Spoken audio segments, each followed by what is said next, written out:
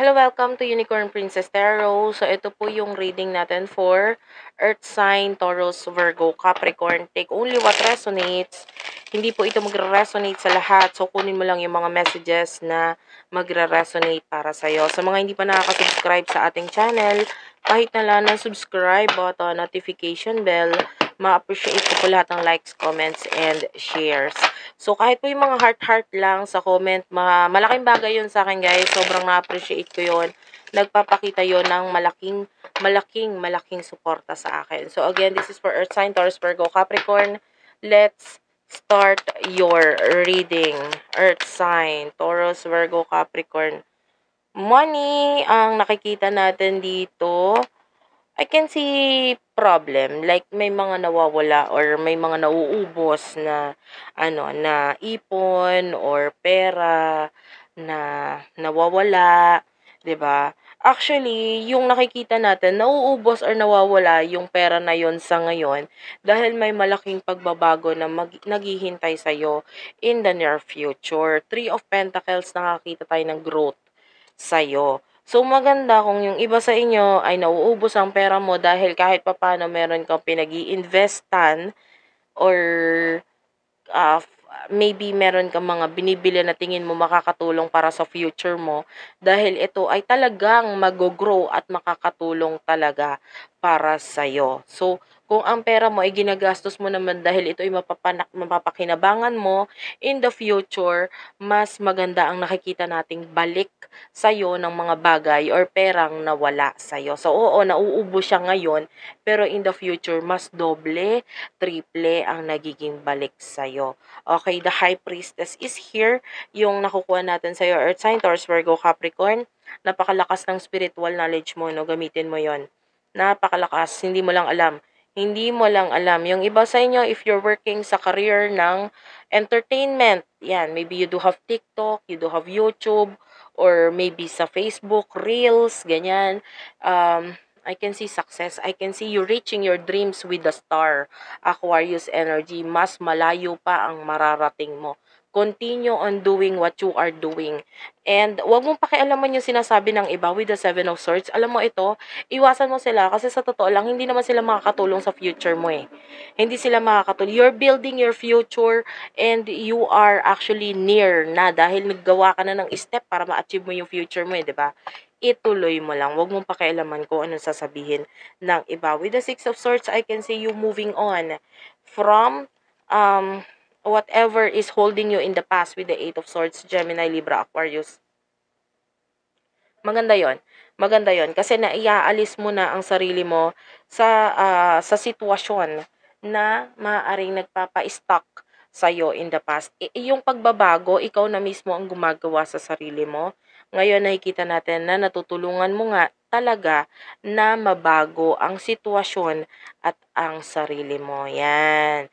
And maganda yon, hindi mo na kailangan ng ibang tao. Ikaw na mismo ang nagbibigay ng pagbabago na yan sa sarili mo. So, punta tayo ng messages pagdating sa love for you, Earth Sign, Taurus, Virgo, Capricorn. By the way, thank you, Milko, ha, 143 for the subscribe. Ayan. By the way, naka-live ako ngayon sa TikTok, ha. Kaya ko na, sa mga gustong makakapanood naman sa akin sa live, nagbibigay ako ng panakanakang reading doon.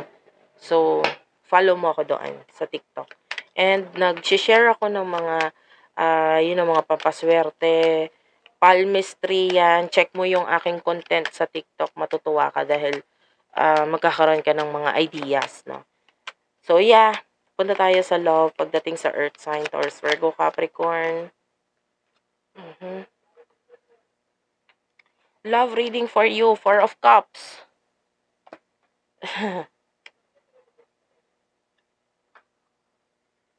The star is here. Aquarius energy. Nakakita ko ng person dito na parang gustong-gusto mo siya noon. Ito, take only what resonates. Hindi lahat makaka-resonate dito. Gustong-gusto mo siya noon. Pero, hindi mo na sure kung gusto mo pa siya ngayon. Kasi sa totoo lang, mas focus mo ngayon is the 10 of coins, pera. The chariot, ang bilis ng success para sa iyo, ha. Yung sabi ko nga ngayon, nauubos ang finances mo, pero may growth na ibabalik sa'yo ito. At bakit? Kasi kaya mabilis dahil hindi nga doble, triple pa yung ibabalik sa'yo nito ngayon. And with the chariot, nakakita tayo dito ng paglayo mo dati dito sa mga taong or sa tao, particular tao na gusto mo in the past. Ikaw yung nakikita nating lumalayo at umiiwas.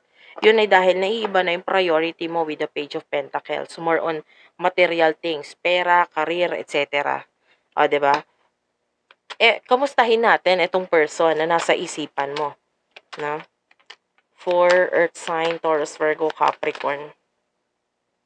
The Fool, the Hermit, this is the Virgo energy, Taurus, Capricorn energy. Could be another Earth sign, pero okay lang kahit hindi. Knight of Cups. May nakikita akong mga offer ng mga tao sa paligid niya, kaibigan niya, etc. Nasa iba din ang priority niya. Could be a soulmate, pero with the Strength card, nasa kanya-kanya kayong focus sa buhay niyo. Focus ka sa sarili mo, sa buhay mo, focus din niya sa buhay niya, sa sarili niya. This person is may mga new beginnings na hindi niya sigurado kung anong mangyayari dun sa new beginnings na yon. So, talagang nandun din ang focus niya. More on, actually, soulmate connection, pero more on material na buhay or na bagay na muna ang pinagfo-focusan nyo ngayon. So, what will happen in the near future for you, Earth sign? Near future for Earth sign.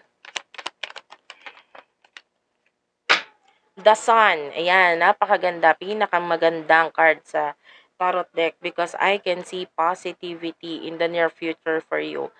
Katulad nga ng araw, napakaliwanag, napakaganda, napakaaliwalas ng future para sa'yo. If you are in a relationship, yan, para sa mga magkakarelasyon, mas magandang relasyon ang nakikita natin in the near future for you. Possible na pagta-travel, kahit malalapit na travel lang para sa iba. Pero all in all, maganda lalo na sa family with the Ten of Cups kasi I can see openness. Nakakita tayo dito ng future wherein parang kasali na yung mga family mo. Maybe in the past, gusto mo ikaw lang, sarili mo lang iniisip mo. Pero in the future, pwedeng may plano ka, nandyan yung mga pamilya mo, kasama mo sila. Pwedeng binibelong or sinasama mo na sila. Parang kung ano man yung suggestion nila, pwedeng sa kanila kalalapit, and then tinatrato mo na talaga silang totoong pamilya. 'Di ba? And then nakakatulong yan para sa future mo. Okay? Kasi nga, parang kasama, nandun na rin sila. Parang in the future, hindi ka na parang nagsosolo, hindi ka na parang nag-iisa.